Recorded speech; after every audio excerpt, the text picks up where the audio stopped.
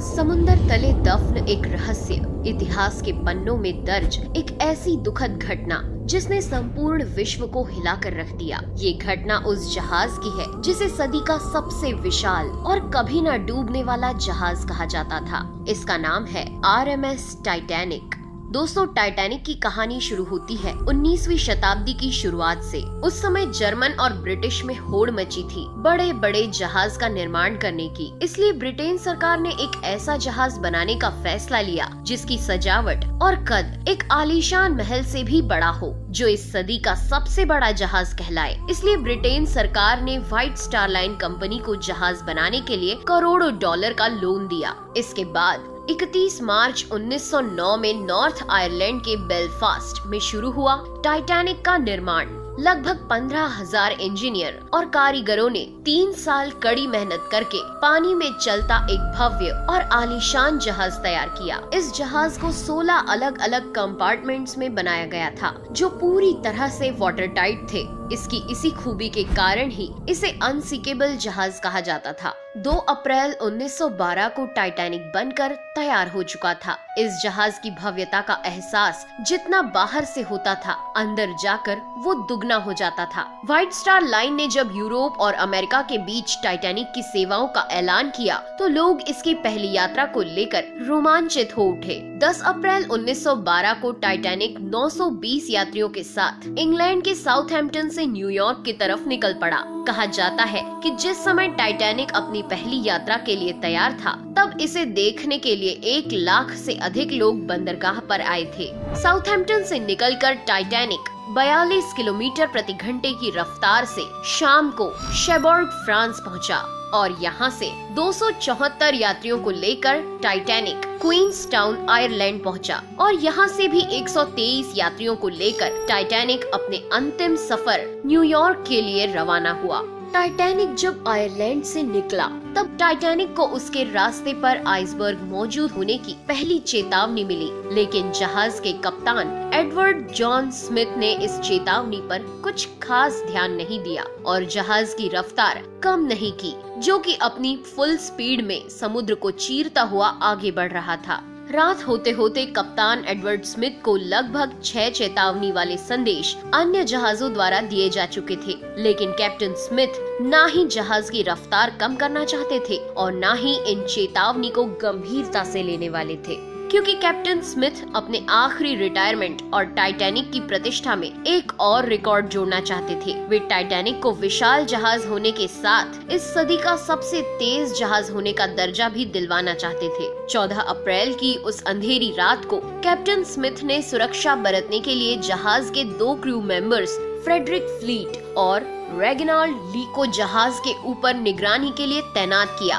ताकि वो किसी भी खतरे की जानकारी तुरंत कैप्टन को दे सके। उस रात समुंदर एकदम शांत था, आसमान में चांद नहीं था, इसलिए उन्हें सिर्फ तारों की हल्की रोशनी ही मिल रही थी। तभी अचानक 11:39 पर निगरानी पर तैनात फ्रेडरिक फ्लैट ने जहाज के ठीक सामने एक काला सा पहाड़ देखा। उन्हें बर्फ की चट्टान नहीं दिखी। ये देख फ्रेडरिक तुरंत समझ गया कि टाइटैनिक के सामने एक विशाल आइसबर्ग है। फ्रेडरिक फ्लीट ने एक क्षण भी न गवाते हुए 3 बार घंटा बजा दिया और फिर तुरंत फोन पर खबर दी, बर्फ की चट्टान बिल्कुल सामने है। ये सुनते ही सारे अफसर जहाज को मोड़ने की कोशिश करने लगे। अचानक हुए डिसीजन से कैप्टन ने टाइटैनिक को उस बड़े आइसबर्ग से दूर ले जाने की सारी कोशिशें की, लेकिन अफसोस 11:40 पर जहाज के राइट साइड का निचला हिस्सा उस बड़े आइसबर्ग से टकरा गया। टकराव इतना जोरदार था कि इसने 3rd क्लास में रहने वाले यात्रियों को एक बड़ा झटका दे दिया था। यात्रियों को पता उस वक्त लगा जब टाइटैनिक को एक जगह पर रोक दिया गया और इंजन बंद कर दिए गए। जैसे ही ये खबर फैली कि जहाज टकरा गया है, तो लोग यहाँ वहाँ भागने लगे। पूरे जहाज पर खौफ का माहौल था। जब टाइटैनिक आइसबर्ग से टकराया था तो उसने दबाव के कारण जहाज के निचले हिस्से की प्लेट्स को चीर दिया था, जिससे जहाज के दाई साइड में 300 फीट तक के कीले बाहर आ गई थी। कीले बाहर आ जाने से आपस में जुड़ी प्लेट सरक गई और पानी तेजी से अंदर आने लगा। वहीं जब जहाज के निचले हिस्से में पानी भरना शुरू हुआ तो 3rd क्लास में रहने वाले सभी यात्री ऊपर की ओर भागने लगे। इस घटना से चिंतित होकर टाइटैनिक के डिजाइनर थॉमस एंड्रयूज ने कैप्टन को बताया कि जहाज के 5 कंपार्टमेंट में पानी भर चुका है और कुछ ही समय में पानी डेक के ऊपर से बहते हुए एक एक करके सारे कंपार्टमेंट में भर जाएगा। इसके बाद सभी लाइफ बोट को बाहर निकाला जाने लगा, लेकिन उस समय टाइटैनिक पर केवल 20 ही लाइफ बोट्स मौजूद थी, जिसकी कैपेसिटी लगभग 65 यात्रियों की थी। लेकिन अफरा तफरी और घबराहट में लाइफ बोट में केवल 28 से 30 यात्रियों को ही चढ़ाया गया। इस बात पर सवाल भी उठे कि कैप्टन होने के नाते स्मिथ को इस बात की जानकारी थी कि जहाज में कितने यात्री हैं और कितनी लाइफ बोट्स हैं। फिर भी कई नावों को बगैर पूरी तरह भरे जाने दिया गया और इसी वजह से ज्यादा लोगों की जाने गई। उस रात जहाज पर चारों तरफ खौफ का माहौल था, लेकिन इसी बीच वहाँ मौजूद म्यूजिशियंस का एक दल अपनी जिंदगी की परवाह न करते हुए मौत से बेखौफ होकर अपनी आखिरी सांस तक संगीत की धुनों को बजाता रहा, ताकि मरने वाले अपने आखिरी पल कुछ खुशी से बिता सके। दूसरी तरफ जहाज में 5 से ज्यादा कंपार्टमेंट में पानी भरने से जहाज के आगे का हिस्सा 10 डिग्री तक डूब चुका था, जिससे जहाज के पीछे वाला भाग ऊपर उठने लगा। लगातार बढ़ते दबाव के कारण 2:20 पर टाइटैनिक बीच से टूटकर अलग हो गया।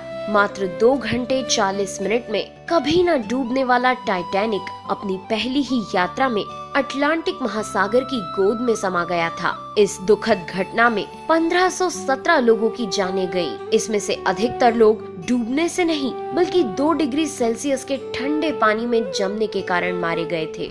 टाइटैनिक के डूबने के 2 घंटे बाद करीब 710 लोगों को बचा लिया गया था। टाइटैनिक के डूबने से लेकर आज तक उसके डूबने के लिए अलग अलग थ्योरी सामने आती रही है, जिसमें कोई थ्योरी इस घटना के लिए कैप्टन स्मिथ को जिम्मेदार ठहराती है, तो कोई थ्योरी टाइटैनिक की बनावट और उसमें इस्तेमाल किए गए मटेरियल को घटिया बताकर उसे इसका जिम्मेदार साबित करती थी। लेकिन 2010 में शुरू किए गए एक प्रोजेक्ट के तहत टाइटैनिक के डूबने की असली वजह जानने के लिए शोधकर्ताओं की एक टीम ने लाखों डॉलर के आधुनिक रोबोट्स और हाई डेफिनेशन वाले कैमरों की मदद से नॉर्थ अटलांटिक ओशियन में रडार तकनीक से स्कैन करके 15 किलोमीटर के क्षेत्र का एक मैप बनाकर टाइटैनिक के हर छोटे बड़े टुकड़ों की 1,50,000 फोटोज और वीडियो इकट्ठा करके टाइटैनिक के मलबे के हर छोटे बड़े टुकड़ों का अध्ययन किया। और लगभग 2 साल की कड़ी मेहनत के बाद सन 2012 में इस टीम ने टाइटैनिक को वर्चुअली तैयार करके इसके डूबने की असली वजह को जानने का प्रयास किया। टाइटैनिक के डिजाइन और उसको बनाने में इस्तेमाल मटेरियल पर कई तरह के एक्सपेरिमेंट करने के बाद टीम ने पाया कि टाइटैनिक के डिजाइन में कहीं कोई कमी नहीं थी और न ही उसमें इस्तेमाल किया गया मटेरियल घटिया क्वालिटी का था। दरअसल इस टीम के मुताबिक रिसर्च में पाया गया कि टाइटैनिक के डूबने का मुख्य कारण उसकी तेज रफ्तार थी, क्योंकि तेज रफ्तार से जब आइसबर्ग टकराया तो उससे हजारों टन का दबाव जहाज के निचले हिस्से पर पड़ा और इससे दबाव वाली जगह पूरी तरह क्षतिग्रस्त हो गई और फिर जहाज के 5 कंपार्टमेंट में पानी भर जाने से जहाज आगे से डूब गया। आज टाइटैनिक का मलबा कनाडा न्यूफाउंडलैंड से करीब 600 किलोमीटर दूर 4 किलोमीटर नीचे गहराई में पड़ा हुआ है, जिसकी तलाश एक अरसे से होती रही है, लेकिन कामयाबी 1985 में मिली। उसके बाद से अभी तक 700 से भी ज्यादा तैराक इस ऐतिहासिक मलबे के पास जा चुके हैं। हालांकि 100 साल पूरे होने से इसे पानी के नीचे की धरोहर में शामिल कर लिया गया है, जिसके बाद टाइटैनिक के मलबे का संरक्षण अब संयुक्त राष्ट्र की सांस्कृतिक एजेंसी करती है, ताकि इसके मलबे को गैर वैज्ञानिक और अनैतिक खोजों से बचाया जा सके। खैर, अभी तो 100 साल ही हुए हैं। हो सकता है आने वाली सदियों में समुद्र से टाइटैनिक के ये निशान भी खत्म हो जाए, लेकिन कोई भी आइसबर्ग उस टाइटैनिक को नहीं डुबो सकता जो करोड़ों अरबों दिलों में तैर रहा है। तो दोस्तों, आपको आज का ये वीडियो कैसा लगा कमेंट करके जरूर बताएं। वीडियो पसंद आया हो तो लाइक करें, शेयर करें। फिर मिलेंगे अगले वीडियो में नए एपिसोड के साथ। तब तक के लिए अपनी दोस्त नेहा आगरकर को दीजिए इजाजत। नमस्कार।